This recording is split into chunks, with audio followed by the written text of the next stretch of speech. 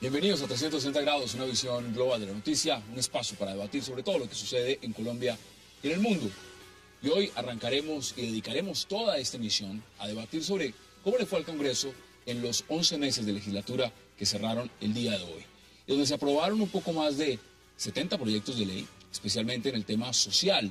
Sin embargo, muchos analistas se preguntan si se cumplieron todas las expectativas. Con el fantasma de la fallida reforma a la justicia, el Congreso cierra con polémicos proyectos como el fuero militar, la reforma a la salud, la reforma a las regalías y muchos otros temas. ¿Funcionó esta legislatura? ¿Le cumplieron los congresistas a la unidad nacional del gobierno? Y muchas otras preguntas que tendremos y analizaremos esta noche en 360. Y no se muevan, porque ya en segundos le damos la bienvenida a nuestros invitados.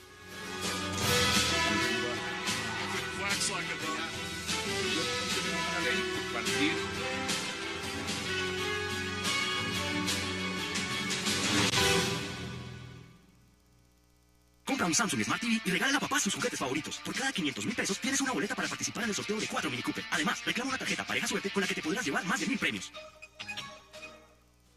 Y qué placer darle la bienvenida esta noche a 360 a Paloma Valencia y a los congresistas Roy Barreras, Luis Carlos Avellaneda y Augusto Posada.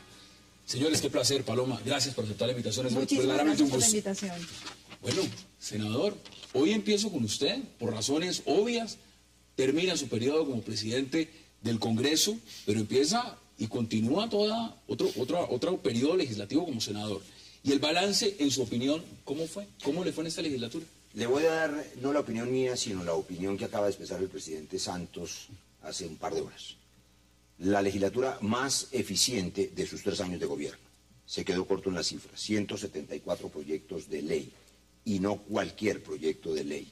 Proyectos que cambian la vida de los colombianos, desde los que son más pequeños y poco publicitados, la ley de pensión familiar, el salario mínimo para las madres comunitarias, el castigo con ácido a los criminales que usan ese vejamen, la garantía de un punto del CRE para la educación y para la salud, y muchos otros, también los que usted menciona, el fuero militar, que devuelve seguridad jurídica a las fuerzas militares, y también otros proyectos de seguridad social para la propia fuerza pública, como las garantías para las viudas y los huérfanos que están en combate, una agenda internacional amplísima, Alianza Pacífico, que le abre puertas de integración a Colombia, TLC con Europa, tratado con la OSDE, que va a modernizar institucionalmente al país, tratado hoy de intercambio de información tributaria con los Estados Unidos para combatir la evasión fiscal, una agenda social muy importante de la que se destaca la reforma estatutaria en salud, coja insuficiente, falta la ley ordinaria, pero un paso importante.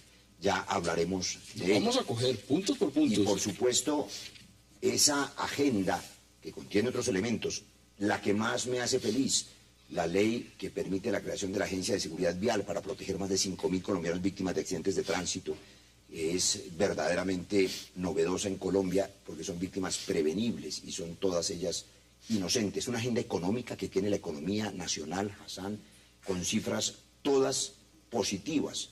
Inflación controlada, desempleo hacia la baja, estabilidad económica reconocida, sostenibilidad fiscal, una reforma tributaria para la equidad. Mejor dicho, siendo 1 muy malo, 10 excelente, ¿usted le pone cuánto? Nosotros, Augusto y yo, que recibimos las mesas directivas de Senado y Cámara, recibimos el Congreso en el pantano de la reforma a la justicia, en el peor momento de su historia, con 81% de imagen negativa.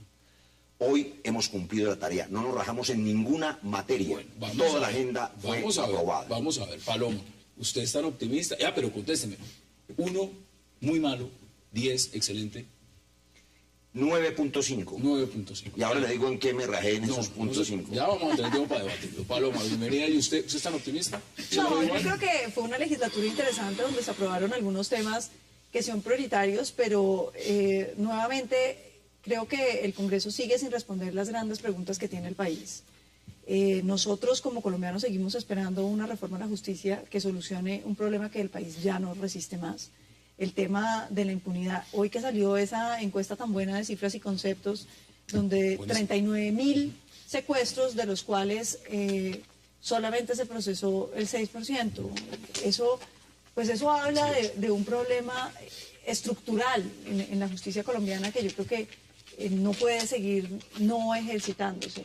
El tema de la reforma a la salud, por supuesto, es importante, sin embargo, todavía son unos principios muy vagos que no sabemos en qué se van a realizar. Acá hay un estudioso del tema de la reforma a la salud, aquí a mi izquierda. Ahora vamos a preguntar también al senador Avellaneda cómo y le se parece esa dice reforma. además que la reforma el debate ayer o antier lo tuvo que suspender el gobierno porque se estaba llenando de micos y tocó hacer todo tipo de maniobras para evitar que la reforma a la salud terminara convirtiéndose en una reforma a la justicia. Esos son micos imaginarios, porque como ya no hay micos, entonces ahora se dice que iba a haber, pero como ya no están, quizá los hubo.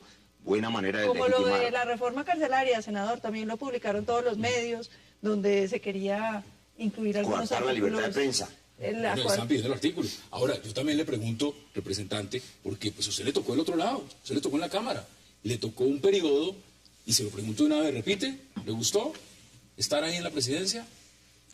Yo creo que una vez es más que suficiente. Más que suficiente. Pero la verdad es que sí se tuvo una agenda legislativa, un periodo muy productivo, haciendo hincapié en lo social. El presidente Roy ha sido claro en la agenda económica, obviamente en los proyectos que apoyan o básicamente que direccionan el país hacia la paz, que es supremamente importante, pero sí hacer énfasis en que en la Cámara se destacaron los proyectos de iniciativa de los congresistas en lo social. Paz sin fortalecer, sin acabar con la inequidad que existe en este país, difícilmente es sostenible. Por eso, mire, temas muy sencillos que a veces pasan desapercibidos. El matoneo en los colegios, lo que están sufriendo pues nuestros niños, nuestras futuras generaciones. El tema de controlar los gastos financieros del sistema, los gastos de transacciones en el sistema financiero. Bueno, en fin. Hay varios puntos, pero mire, empecemos por los polémicos, porque, senador, vamos realistas, el tema de la reforma a la justicia. Por no entrar a hablar del tema de la reforma a la salud, ¿cómo ve usted ese punto? Porque esto es un Congreso que, si bien es cierto, ya vamos a mirar por qué tiene un grado de desprestigio, pues no es el único. Pero no podemos olvidar que también hay un senador como el senador Camilo Romero que está impulsando una revocatoria al Congreso. Engañando a quienes firman, y ahora le digo por qué. Ya me lo cuenta. ¿Cómo ve usted en la partida inicial de este debate esos puntos? Y empecemos por ahí. Bueno, en la reforma a la justicia es indiscutible que el Congreso se equivocó. ¿Ah? Yo fui ponente de la reforma a la justicia, acompañé esa reforma hasta la primera vuelta. En la ciudad de Manizales estábamos reunidos los ponentes y yo creo que ese proyecto empezó a desmadrarse. Y se lo dije con claridad a mis compañeros, hasta aquí los acompaño, no voy más. Y sobre todo cuando el gobierno se puso a apoyar una serie de puntos que efectivamente iban a ser una serie de transacciones entre beneficios para congresistas y beneficios para los magistrados de las altas cortes. Eso me pareció a mí mal, me separé de eso, presenté ponencia alternativa, no fui escuchado en el Congreso de la República y bueno, ahí vino la debacle. ¿Ah? Pero creo que esa fue una falla En supremamente este Congreso, grave. ¿cómo les ha ido a ustedes en la oposición? Porque son una minoría, estamos realistas. Acá hay una gran unidad nacional y por eso el presidente Santos sale diciendo que es un gran acto legislativo, que fue un gran periodo. Pero desde Pues la oposición, ¿usted cómo lo ve? digamos que en el gobierno del presidente Santos nos ha ido mejor que en el gobierno del presidente Uribe. ¿Ah? En el gobierno del presidente Uribe la izquierda y la oposición eran estigmatizadas, ¿ah? Eran vistas como guerrilleros. El maestro Carlos Gaviria, ¿sí? Tildado de guerrillero. Lo ponían de uniforme el presidente Uribe. Pero ahora no a ve al nosotros senador nos ha ido Robledo. bastante, pero nos ha ido bastante mejor en el trato. Eso sí tengo que decirlo. Incluso este gobierno invitó a la oposición, en ese momento yo era del Polo Democrático, invitó a que construyéramos el estatuto de la oposición. Y tengo que decirlo aquí, por torpeza del Polo Democrático Alternativo, hoy no tenemos un estatuto de oposición, no por culpa del gobierno. Porque cuando yo estuve en el Polo y yo representaba al Polo en la construcción del estatuto de oposición, teníamos casi que negociado casi que el 90% del estatuto de oposición. En un momento determinado dijeron, no seguimos discutiendo con el gobierno el estatuto de Cuénteme los oposición. temas. Creo entonces en general que nos ha ido un poco mejor, pero todavía no lo suficiente, porque todavía en el país se vive una cultura que no es la cultura de respetar la oposición. Y eso se lo voy a decir ahora en el tema de salud, puedo contestarle algunos, ¿Por qué ha dicho usted, plantearle senador, algunos temas sobre que eso. al Congreso le quieren opacar su trabajo? deslegitimarlo. ¿Y cuáles son esos sectores? Déjeme primero alguna referencia a propósito de su pregunta sobre justicia, porque si bien el Congreso pasado metió las patas hasta la rodilla en la justicia, esta legislatura que hoy termina reformó Ley de Justicia y Paz y evitó que salieran a la calle paramilitares y guerrilleros sin decir la verdad a las víctimas. Reformamos Justicia y Paz, aprobamos el arancel judicial, años atrasado, para quienes más usan el sistema paguen por él y ayudar a la descongestión judicial. Pero permítame una pequeña polémica sobre justicia, sobre ese del arancel. Para hacer un poquito ágil el tema. Para hacer un poco el resumen. Es esto, es que en justicia plantear aranceles, eso no es nunca bueno. ¿Ah? Eso es colocar barreras de acceso a la administración de justicia. La justicia debe ser mirada igual que la salud y la educación como derechos fundamentales, esenciales para la población. Pero usted sabe, Luis Carlos, que el sector... No, yo no puedo terminar. El sistema financiero, los bancos, que yo sé que usted no defiende, son los que más usan a los juzgados colombianos en procesos civiles. Usted lo sabe, usted es abogado. Y los usan gratis y congestionan los juzgados. Qué bueno que paguen parte de ese servicio. Pero además este Congreso, Hassan, pero cerramos el punto con una cosita pequeña. Es que, por ejemplo, en países como Europa no se colocan aranceles, sino se cobran altas tarifas de impuestos y no se colocan aranceles y entonces no se colocan barreras de acceso. Además hicimos reforma a la Fiscalía y reforma a la Defensoría para adecuarlas al proceso de paz y al postconflicto. Uy, pero senador, en eso muchos dicen que eso es puro clientelismo, que esa es la nueva nómina que van a repartir para elecciones. ¿Y lo es? Si usted quiere acusar al fiscal general de clientelista, pues seguramente será su opinión. Creo que el fiscal general es un hombre independiente y me parece que el aparato judicial, que lo diga Luis Carlos, para poder afrontar el reto de la ley de víctimas y el posconflicto necesita, por supuesto, ¿Pero quién ha querido quiero contestarle la pregunta. Nunca apruebo facultades extraordinarias y esa fue una de las facultades extraordinarias que aprobé, porque me parecía que uno de los problemas que tenemos es justicia, pero es porque tenemos una fiscalía supremamente débil. Tenemos una fiscalía supremamente débil. Le voy a contestar su pregunta. Le voy a decir algo. Es un problema de la calidad. No solamente quieren opacar el Congreso. Este es un tema para un debate interesante, quizá de un solo programa o de varios. Hay un fenómeno universal de desprestigio de la democracia representativa en el mundo. Parlamento alemán, norteamericano, español, claro, el colombiano. Todos ellos con índices de popularidad por el piso. ¿A quién le importa? A las grandes fuerzas económicas transnacionales que atraviesan las fronteras y quieren atropellar las instituciones para no tener control político, primero. Y segundo, a muchos ejecutivos, gobiernos, a quienes les sirve un Congreso arrodillado. Esa mezcla hace que hoy en Colombia yo esté advirtiendo, se lo acabo de decir al presidente Santos y a los medios de comunicación, el riesgo de que quieran desinstitucionalizar el país para llevarnos a la caja de Pandora, al hueco negro de una constituyente que es no solamente un escenario caótico de inseguridad jurídica, sino que, claro, por eso, sino que abriría un espacio para gobiernos populistas o autoritarios. Ojo con desinstitucionalizar el país. Usted también le estaban tratando y comparte esa posición de deslegitimar el Congreso lo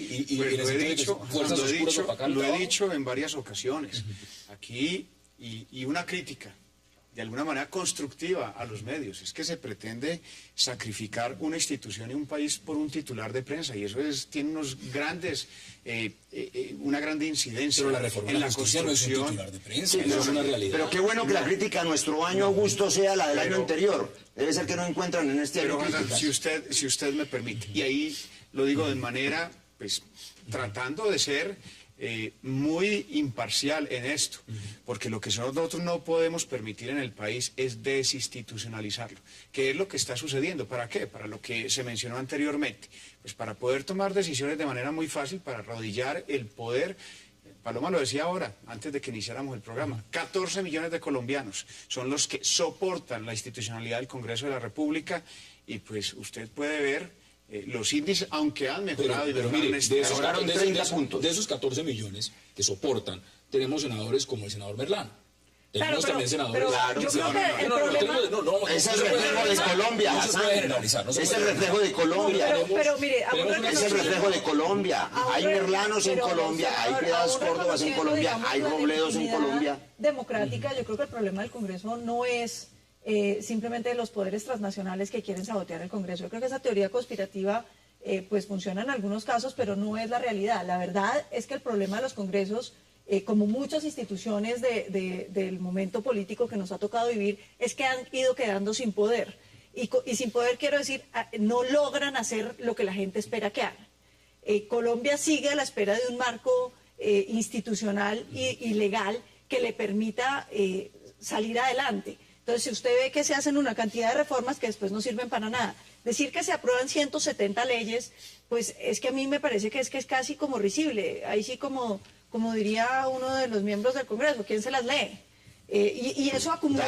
Tal vez para a usted le parezca risible ofrecerle vacunación gratuita a las niñas de Colombia para el virus del papiloma humano, o hacer una ley de salud mental, o darle pensión familiar a los adultos mayores. Eso no es, la ley de pensión familiar no es una estampilla, es una realidad para los adultos mayores. El problema es que seguimos haciendo una cantidad de pequeñas reformas cuando hay unos problemas estructurales que hay que solucionar.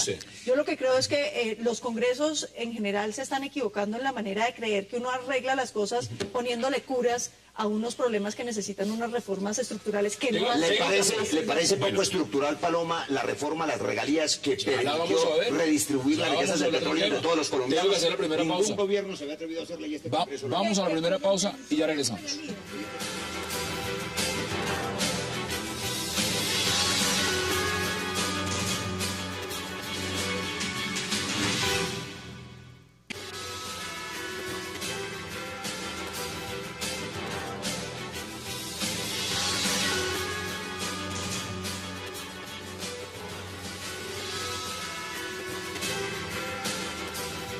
Regresamos a 360 Senador. Usted quería intervenir. Ahí estaban diciendo muchas cosas. Bueno, yo primero quiero decir que soy amigo de una república democrática. En consecuencia, soy amigo de la división de poderes. En eso soy amigo del Congreso de la República. Por algo soy congresista. Pero yo sí creo que necesitamos reformar la política. Y los políticos necesitamos reformarnos. Eso es así. Y necesitamos una reforma a fondo. Empecemos por los partidos. Hoy no tenemos partidos fuertes en materia ideológica. Pero si hay unos que los quieren sacar con el nuevo Umbral, en consecuencia, si no tenemos fortalezas ideológicas, no tenemos fortalezas políticas. Y si no hay fortalezas políticas, no hay fortalezas programáticas. Necesitamos fortalecer más desde ese punto de vista los partidos. Pero en segundo lugar, hay que cambiar una serie de costumbres. Y en esto yo sí creo que necesitamos reformas institucionales. Voy a contar una cosa que ya hoy todo el mundo lo sabe. Cuando yo llegué por primera vez al Congreso, algún congresista dijo, me costó mi campaña 4.000 millones de pesos. ¡Qué barbaridad! 4.000 millones. 4.000 millones. Bueno, hay quien dice yo que me puede pregunté, pagar hasta 10.000. oiga, ese es el índice de que tan corrupto está Hay gente que dice que puede pagar hasta Y yo dije, oiga, pero ¿cómo es posible? ¿Quién invierte 4.000 millones de pesos para venir a ganarse 400 y pico de millones de pesos que se ganaba uno de congresista en ese momento? No, ¿y Estoy hablando de cómo 2002. los invierte? Ya, ¿En qué? Entonces, después vine a saber que lamentablemente el Ejecutivo trata de mirar cómo traslada recursos hacia las regiones de los políticos y allí empiezan a hacerse un poco de bromas. Exactamente. Bueno, yo creo que eso tenemos que remediarlo. Porque hay una cosa maldita en el ejercicio de la política. Y es que de esa manera el Congreso de la República, el Legislativo, va a depender del Ejecutivo. Y en muchas ocasiones entonces los ministros llegan al Congreso, como nos ocurrió anoche, diciéndole, oiga, congresista, usted tiene que votar en tal sentido. Si el Congreso es mayoritario, entonces no hay autonomía del Congreso, y esa es una cosa primera que hay que rescatar. La autonomía del Congreso, que el Congreso no dependa pero no solo en el Congreso, es que fíjese que tenemos un presidente que lo eligió el uribismo y que decidió tener una agenda propia independiente y respetando el mandato ciudadano. Pero por mayoría, al presidente Santos un problema estructural de la lo elegimos 9 millones de colombianos. Pero es que usted también dejó la política que lo eligió, senador. No, señor. Nosotros entendimos, y vamos si quiere a ese debate, entendimos que la seguridad es indispensable, ¿para qué? Para hacer la paz. Cuando cada televidente de 360 grados, Augusto, yo no creo que nadie que votó cuando cada televidente que nos ve a Santos Sam pone el cerrojo en su puerta, en su casa esta noche, es para dormir tranquilo, para estar en paz. La seguridad es para la paz, no para tener una guerra eterna. Pero, Santos senador, yo hizo le cuento lo una correcto, cosa. de la seguridad hacia la paz. El ministro de Hacienda hoy no reconoció solamente... que el país no está creciendo por los ataques terroristas, sobre todo a la infraestructura productiva del país. Entonces no le digan el país que el está país está en creciendo. paz. ¿Cuántos proyectos? 4.5%. ¿Cuántos de esos proyectos? Si usted me permite, porque es que yo sí no puedo permitir que digan que me elegí bajo unos principios que hoy no son. Este año, la inversión social más grande en la historia del país, no solamente con la legislación que el Congreso ha sacado, la inversión del gobierno nacional. Desde el año 2002 año 2000, cuando teníamos acuerdos con algo así, bueno, con algo así no, con Venezuela y con México, teníamos un mercado potencial de 100, 150 millones de consumidores. Hoy estamos avanzando y posiblemente terminando el año vamos a tener un mercado potencial de 1.500 millones de consumidores, con los pros y los contras. O sea, esa es su agenda. Pero no, esa era la agenda del gobierno anterior, por la cual lo hicimos elegir y seguimos trabajando desde este gobierno en esa agenda. ¿Usted está de acuerdo? No. No, pero Yo sí creo que... hablemos de seguridad, porque es que el tema de la seguridad en el país se ha transformado. Es que uno era el país del 2002 y otro es el país que tenemos en este momento, con unos problemas Que se en las parece ciudades mucho de más al del bandas 2002. criminales que surgieron de los acuerdos que se hicieron con las Pero mire, AUC. Entonces, no, es que esto... Seamos es puntuales. que esto... Le formulo la pregunta directamente. ¿Usted traicionó las banderas del uribismo? Le estoy dando las cifras. No, lo que pasa es que aquí hay un compromiso con el país que nos eligió. No con una sola persona, sino con el país y con unos principios a los cuales... Mire, hay yo una he respuesta obedecido. muy fácil. Hay Hay una respuesta muy fácil. Es que aquí dicen que es que los uribistas lo que queremos es lealtad a la persona Uribe. Eso no es cierto, Hassan. No es cierto que la coherencia en los principios se mide con una sola palabra, y es predictibilidad.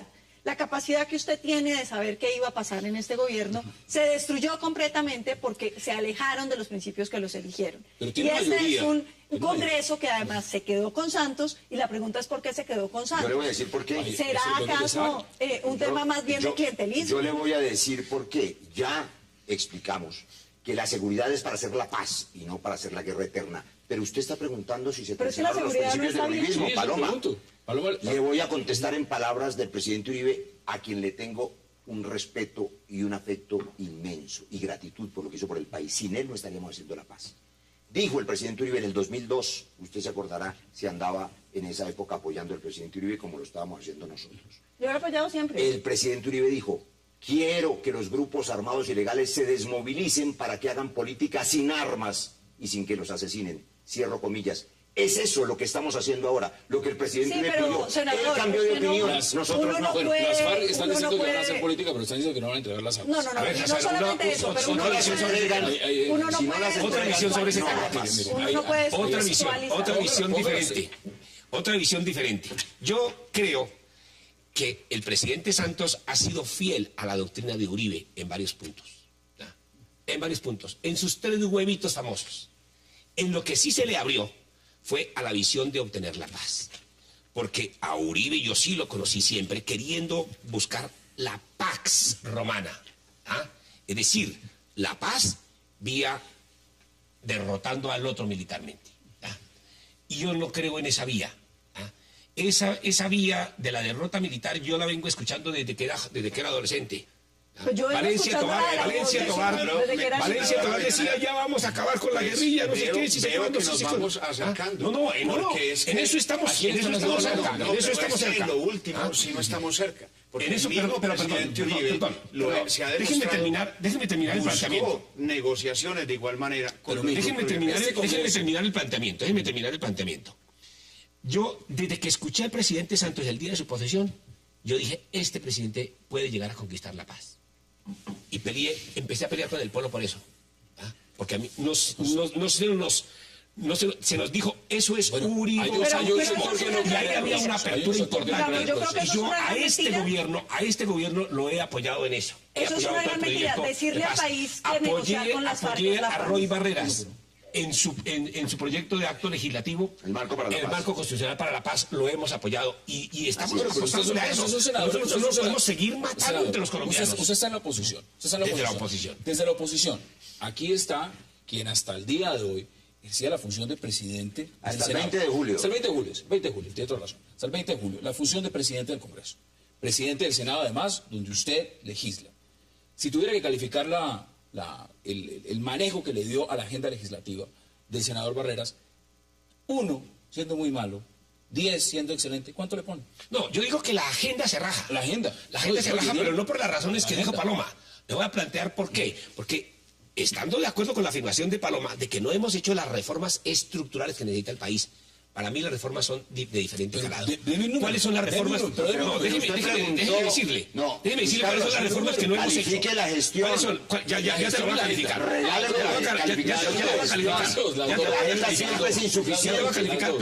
Pero quería entrar a ese punto porque es que es muy importante. Es que los sucesivos congresos después de la Constitución del 91 han dejado una cantidad de tareas inaplazables. Te voy a decir cuáles. No, pero uno, la gran reforma educativa. No hemos hecho una reforma educativa. Lo que han hecho todos los gobiernos es quitarle la plata al mundo de lo social. No hemos hecho la reforma de la justicia, la reforma de la salud. Ojalá nos quede tiempo. Claro que sí. Pero no hemos hecho la reforma a la salud y creo que vamos a echarle una barnizadita a esa pésima ley. Deme los números para poder dar la palabra a Paloma y también al congresista. No hemos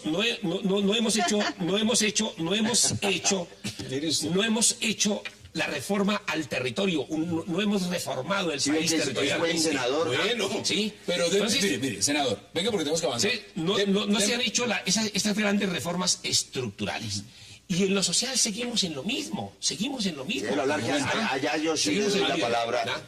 Todos seguimos en el tema de la aquí el senador Robledo le dijo un día que no le daba la palabra. Si usted me dice a mí, califique la gestión del presidente, yo se la califico.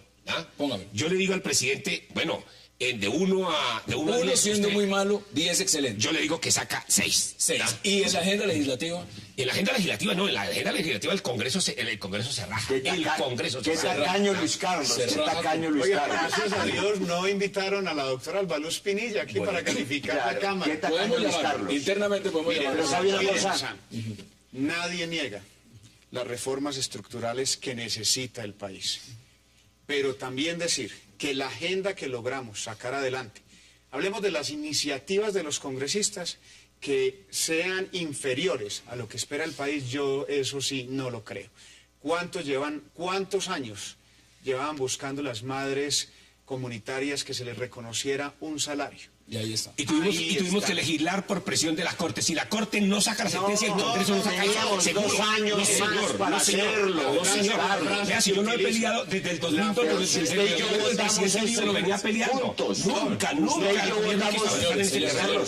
Si la Corte no nos manda ese mandato, entonces no lo hacemos. Pero tampoco cumplen las de la Corte porque lo de las parejas LGTBI también se quedó sin iba a ir. No, lo que pasa, Paloma, es que el Congreso decide sí o no, y las mayorías también son respetables. En ese tema el Congreso decidió que no, un tema muy difícil. No decidió que no, senador. Claro, debieron decidir que no. Decidieron hundir el proyecto. No, por eso se dice votando no. Es que cuando usted vaya se va a dar cuenta que uno va a votar sí o no. No permitimos y ¿Cuántos de los proyectos que propuso el gobierno, de la agenda que propuso el gobierno, aprobaron ustedes?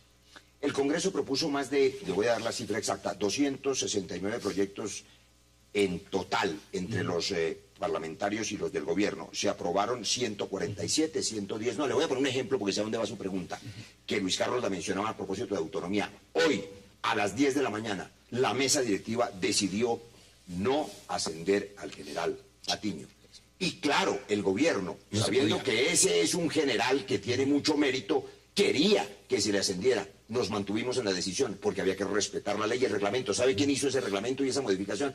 Este Congreso que presidimos, que por primera vez le puso seriedad a los ascensos. Antes era una fiesta. Y pasó lo mismo. Decían, vea, pupitrazo porque esta noche es la fiesta de ascenso. Dijimos, no señor, hay que examinar las hojas de vida, poner unos términos y hoy lo hicimos cumplir. Ahí hay autonomía. Es decir, que eso le va a quedar, ese chicharrón le queda al próximo presidente, a Juan Fernando Cristo. Ahí hay autonomía ¿Usted del le Congreso. ese chicharrón? No, nosotros resolvimos eso ya en la Comisión Segunda. Yo mismo voté positivamente en la Comisión porque los términos lo permitían. Pero hoy no se trataba de descalificar a un general que es un general muy serio, sino que no cumplía el reglamento, los términos no daban y cumplimos la decisión de la Tengo que ir a una nueva pausa y les doy la palabra de inmediato. Hagamos la pausa en 360 y ya regresamos.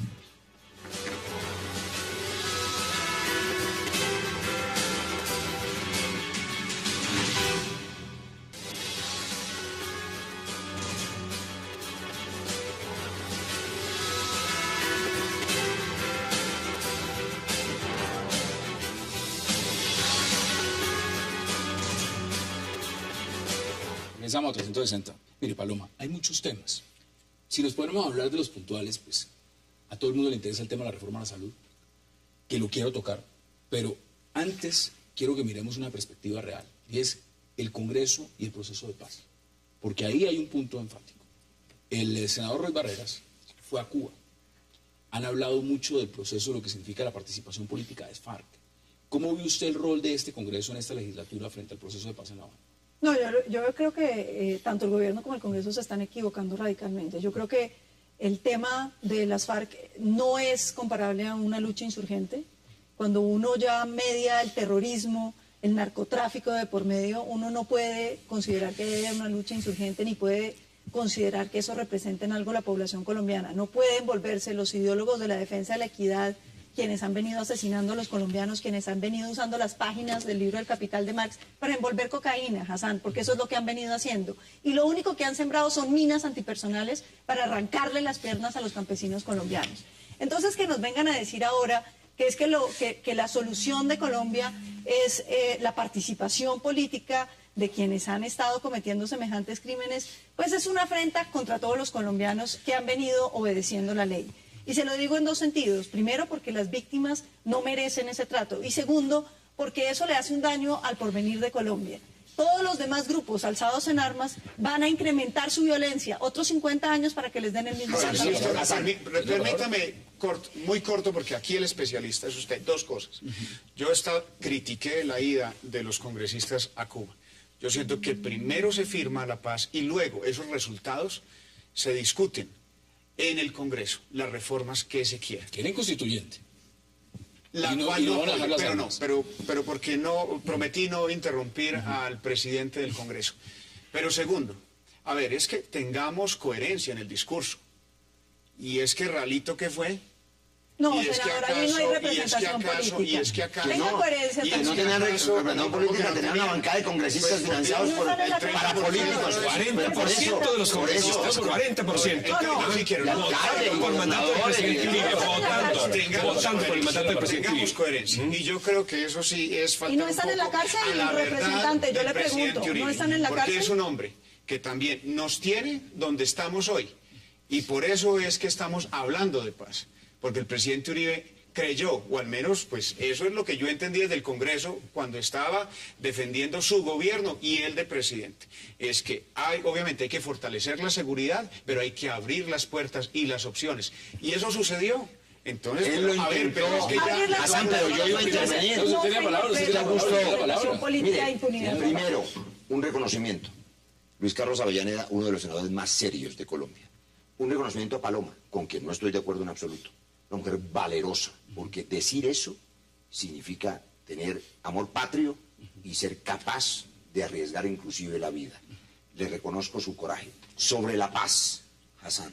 Esta legislatura, lo que este Congreso es el Congreso de la Paz.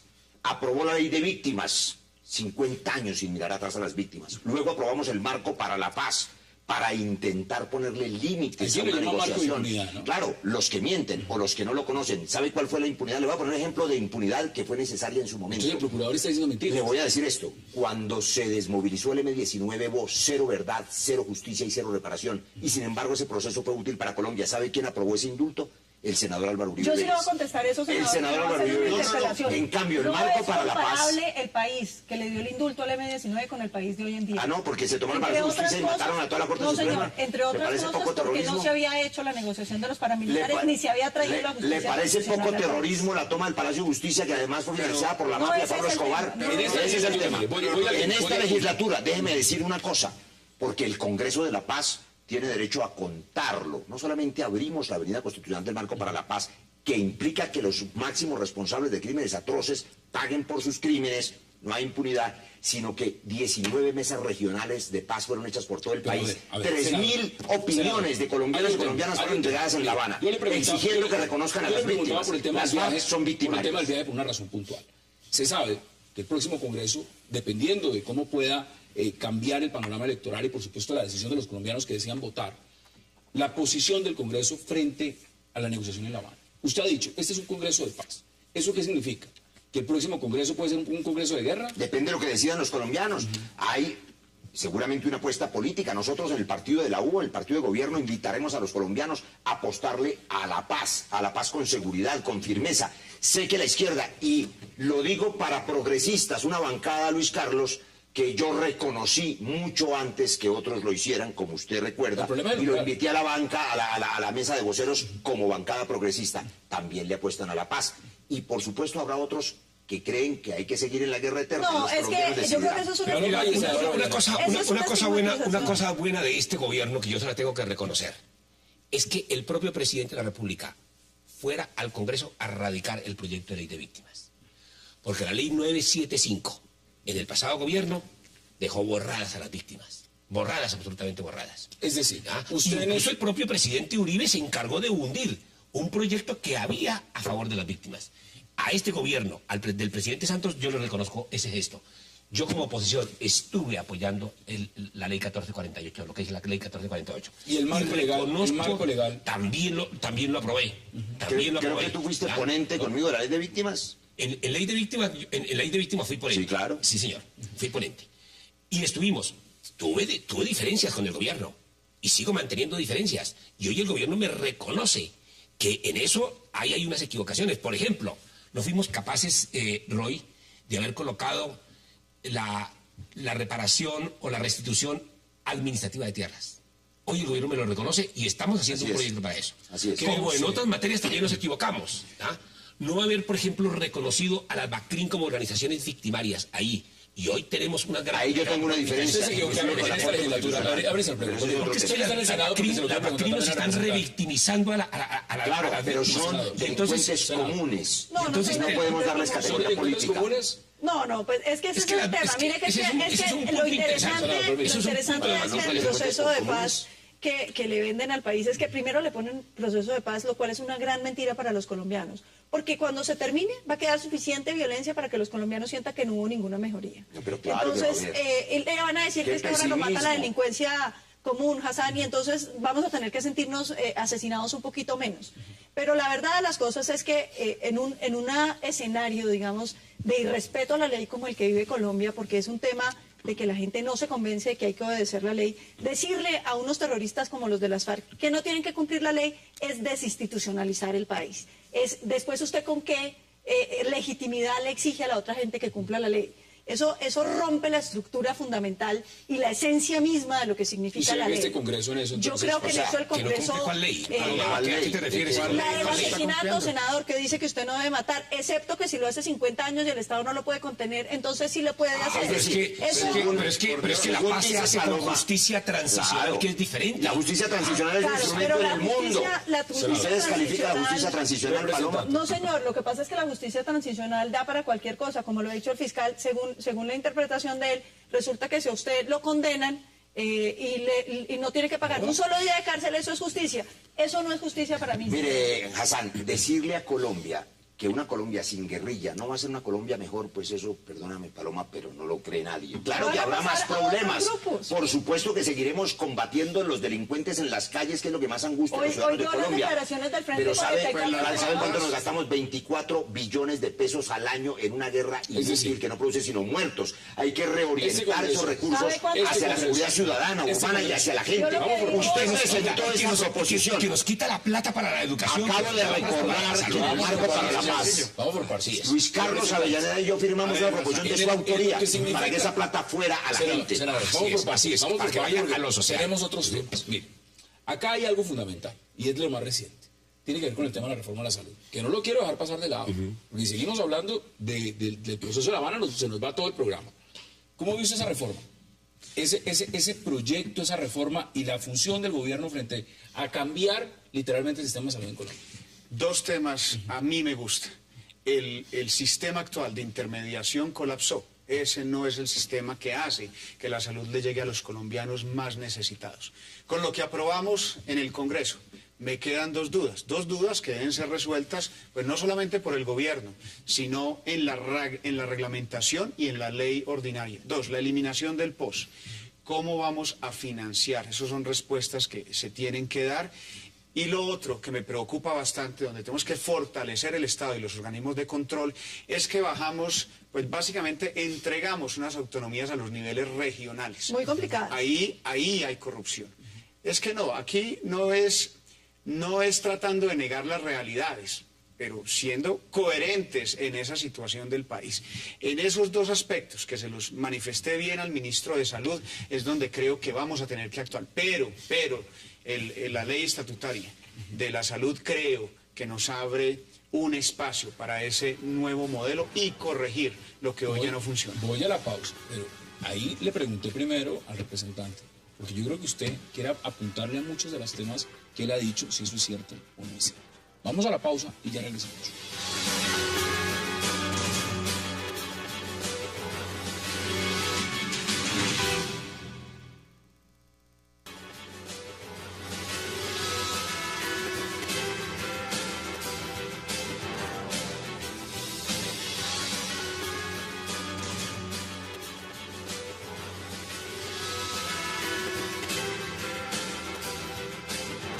Regresamos a 360. Bueno, senador, tema juicioso suyo, reforma a la salud.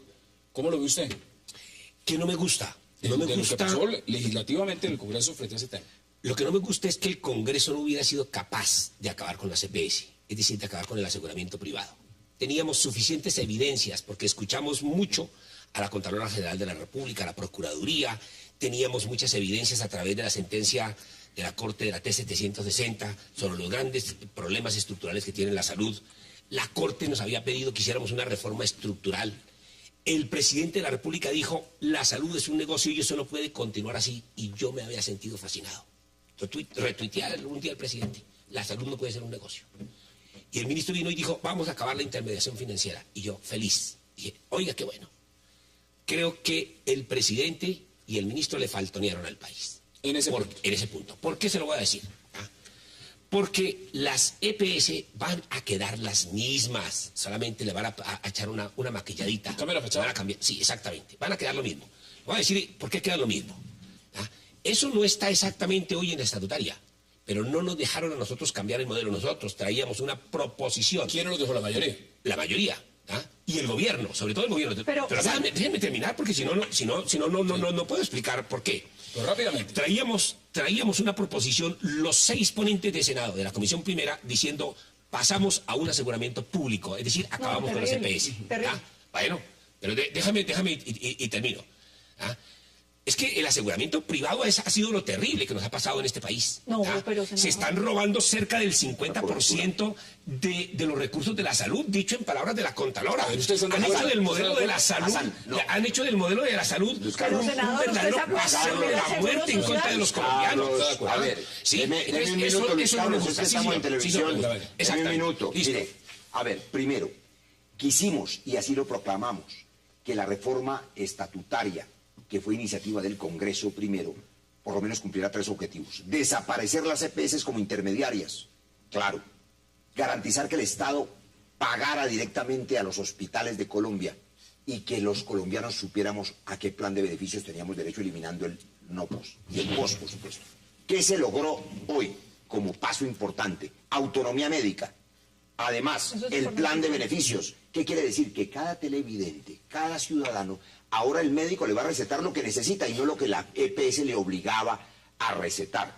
Esos 2 avances, más el control de precios de medicamentos, ya hacen buena la reforma. Insuficiente, claro, porque la ley ordinaria será la que tiene que determinar no la desaparición absoluta del sistema de aseguramiento, porque también recordemos que antes teníamos 20 millones de colombianos sin seguro, hoy tenemos 43 millones que tienen acceso. Pero que no todos acceden. Es que no hay que confundir aseguramiento con accesibilidad. Pero bueno, la calidad es muy mala. Hay que decir 2 cosas. Yo creo que la reforma puede ir en un sentido bastante bueno.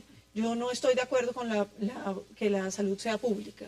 Eso se puede volver un hueco fiscal con unos niveles de ineficiencia espantosos. Es que la gente se acordará lo que era el Seguro Social, que a mí me tocó muy chiquita, pero la gente no la atendían, el servicio era malísimo, las citas se demoraban 1 año, 6 meses, la gente se moría sin que la atendieran. ¿Y qué pasa con las EPS? ¿Y qué pasa con las EPS? Es peor.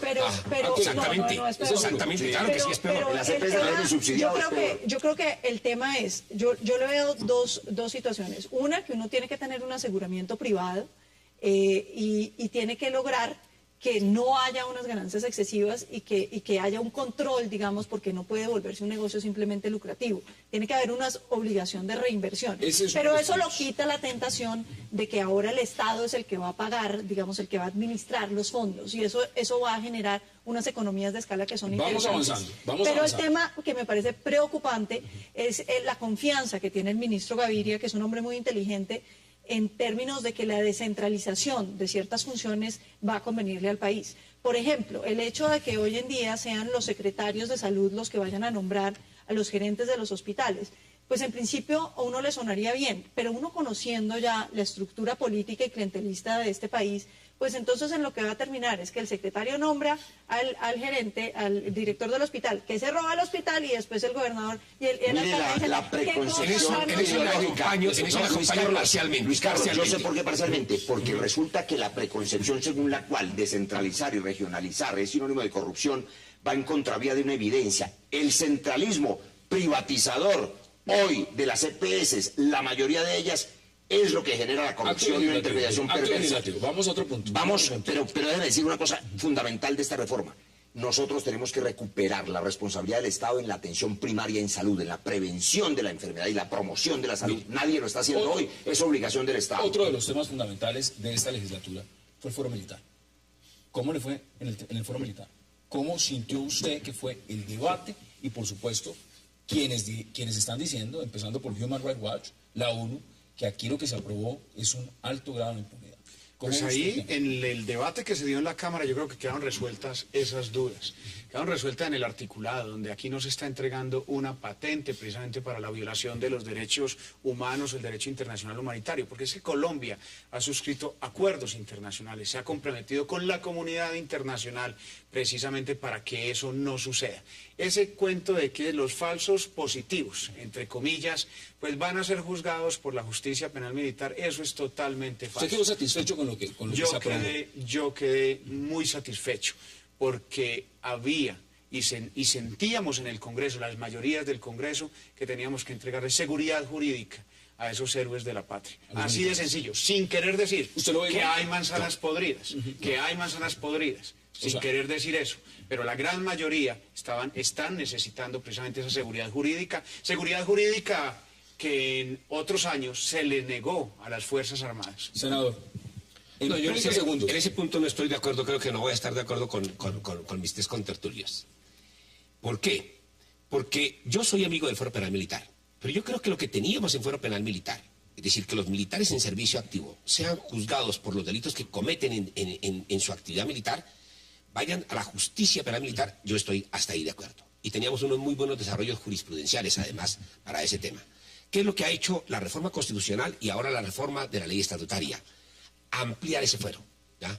Y lo ha ampliado de una manera exagerada al punto que todos los delitos que cometan los militares, ¿ya?, en servicio activo y en ejercicio de su función militar, van a ser regidos por el derecho internacional. Pero en ejercicio de su función militar, no todos los delitos. Exactamente. Empecemos por el principio. Pero eso es un militar. Déjeme termino. Eso es convertir una justicia que es excepcional, convertirla en la regla para los militares. Y eso rompe el principio de igualdad y rompe estándares internacionales, que es por lo que organismos internacionales han dicho que nosotros nos hemos excedido. Le doy cifras. 15 segundos. Hay más de 400.000 colombianos en las fuerzas militares. Hay 4.000 largos que están siendo procesados y no todos son culpables. Quiere decir que son el 1%. El 99% de los soldados y policías de Colombia se juegan la vida de manera honesta y necesitaban seguridad jurídica, porque no pocas veces lo estaban juzgando como delincuentes comunes. Y un hecho rotundo, jamás un falso positivo será juzgado por la justicia penal militar. Así es. Irán a la justicia ordinaria porque quien comete ese crimen es un delincuente común. Así tenga uniforme. Tenemos que finalizar. Pero fíjense que yo creo que el fuero penal militar era fundamental para Colombia. Es el único país que tiene un conflicto y que no tenía fuero penal militar, que entre otros estaba en la Constitución. Yo creo que lo que se ha hecho, senador, más bien es restringir lo que está en la Constitución, porque la Constitución era mucho más generosa que esto. Sin embargo, yo creo que ahí lo que hay que reconocerle, y yo en eso sí creo que el gobierno lo hizo muy bien, era fundamental. ¿Cómo es posible que en un país como Colombia haya más militares detenidos que paramilitares y guerrilleros detenidos? Y ahí está. Eso se genera un sentimiento de desesperanza en quienes portan las armas en nombre de la República, porque es que fíjese, Hassan, que no es simplemente un delito que usted comete a título personal, sino que es cuando usted está corriendo los riesgos que significa portar un arma en nombre de la defensa de la democracia. Y se nos acabó colombiana. el tiempo, desafortunadamente podríamos seguir hablando. En 20 segundos, Paloma, para que concluya usted, porque no le voy a preguntar, por supuesto, a quienes van a seguir en la legislatura, sino ustedes de afuera como ciudadana, ¿qué le hubiera gustado que este Congreso en esta legislatura hubiera aprobado? ¿O qué cree que le faltó? Yo sigo esperando la reforma a la justicia Y sobre todo yo quisiera ver un Congreso independiente del gobierno. No me gusta este Congreso cooptado, con la mermelada, dedicado a la unanimidad nacional. Yo creo que eso le hace un gran daño al país, que no haya debates. Por ejemplo, el hecho de que la extinción de dominio se apruebe a toda carrera pupitrazo, eso no es serio para el país. Y el debate lo podemos seguir continuando y por supuesto para todos los que nos siguen, el debate sigue abierto. Representante, qué gusto como siempre y gracias por aceptar la invitación. Muchas gracias. Senador también, muchas gracias, senador Vargas Allarte. Muchas gracias. No hubo pupitrazo. No hubo pupitrazo. Transparentemente, cada sesión con votación nominal y pública. A ustedes gracias por acompañarnos. Nos vemos mañana de nuevo para seguir debatiendo toda la agenda política de Colombia y del mundo. Es una próxima oportunidad.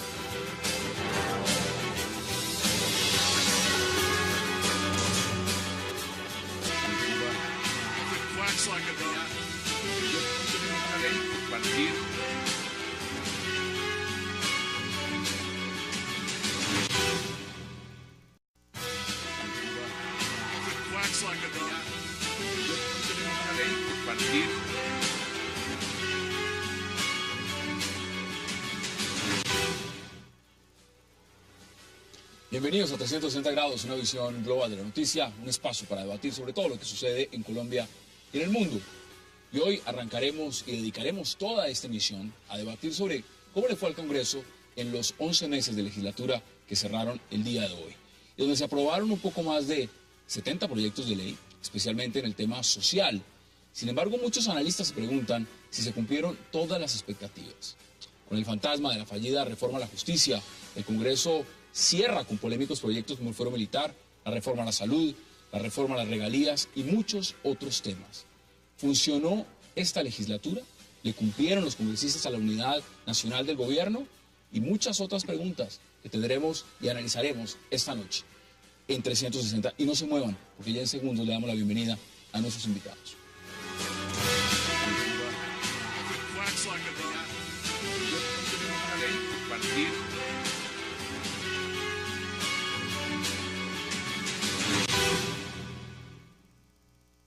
Compra un Samsung Smart TV y regala a papá sus juguetes favoritos. Por cada 500.000 pesos tienes una boleta para participar en el sorteo de 4 Mini Cooper. Además, reclama una tarjeta Pareja Suerte con la que te podrás llevar más de 1.000 premios.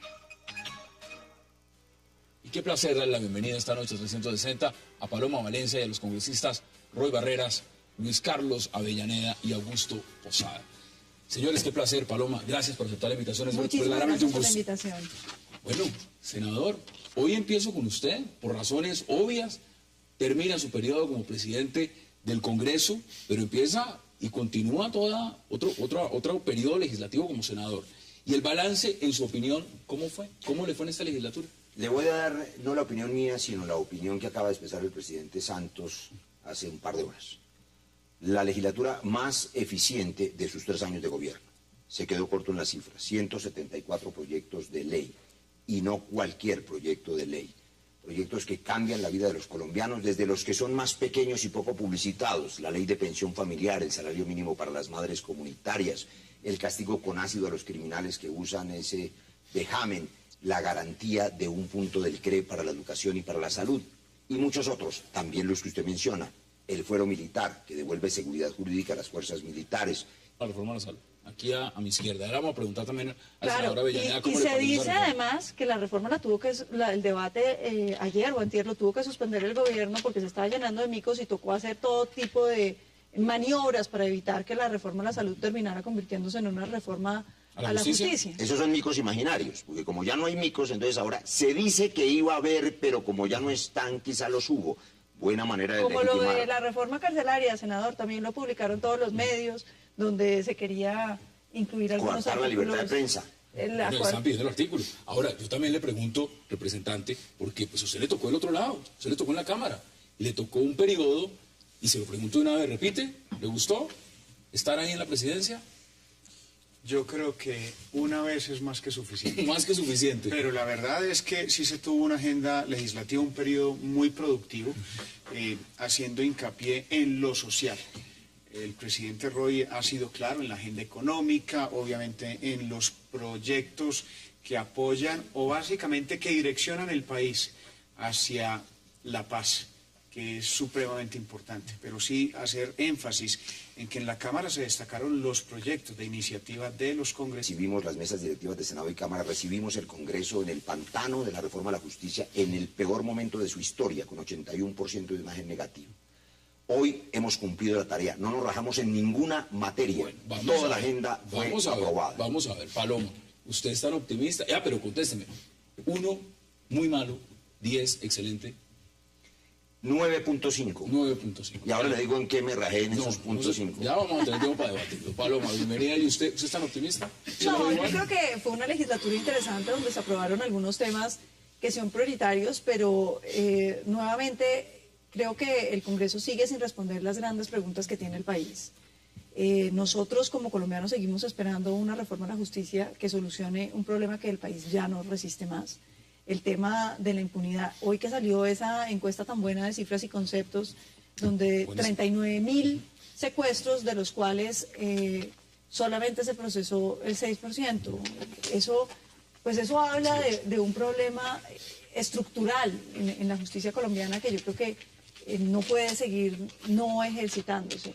El tema de la reforma a la salud, por supuesto, es importante, sin embargo, todavía son unos principios muy vagos que no sabemos en qué se van a Acá hay un realizar. estudioso del tema. Y también otros proyectos de seguridad social para la propia fuerza pública, como las garantías para las viudas y los huérfanos que están en combate.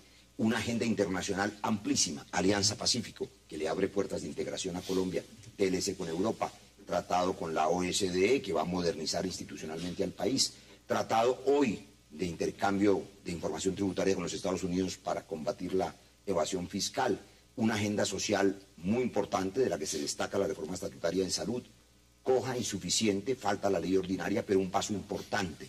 Ya hablaremos de ello. Vamos a coger puntos por puntos. Y por supuesto, esa agenda que contiene otros elementos, la que más me hace feliz, la ley que permite la creación de la Agencia de Seguridad Vial para proteger más de 5.000 colombianos víctimas de accidentes de tránsito, es verdaderamente novedosa en Colombia porque son víctimas prevenibles y son todas ellas inocentes. Una agenda económica que tiene la economía nacional, Hassan, con cifras todas positivas.